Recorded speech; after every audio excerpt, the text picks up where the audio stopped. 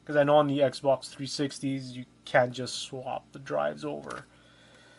So this is a nice little drive that I'll be cracking open, just because there's a DVD drive board in here, and I like to take those out because sending the DVD drive itself I find is not worth it complete to board sort.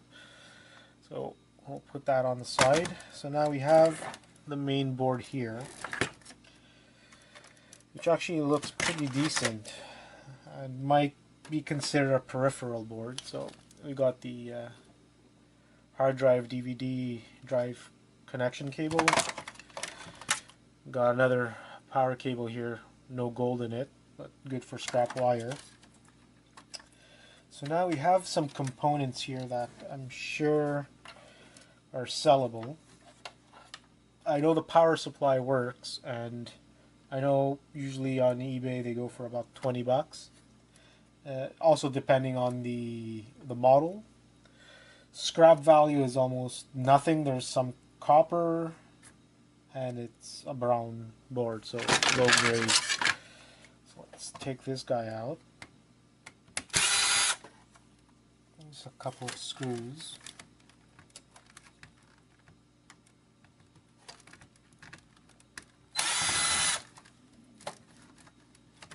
There you go. There you go. So we got a nice Xbox original power supply, which is probably working, like I said.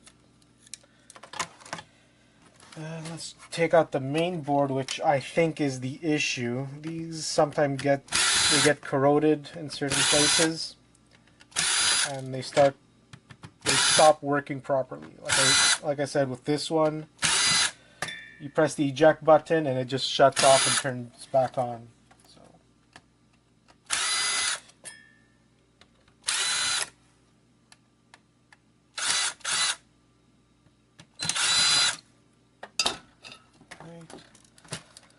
Take out that. Take out all these connections here, which is the controller ports. So we got the main board here. Like I said, I don't think it works anymore. It's not worth fixing. I think a working board is like 20 bucks on eBay with shipping, or free shipping, let's say.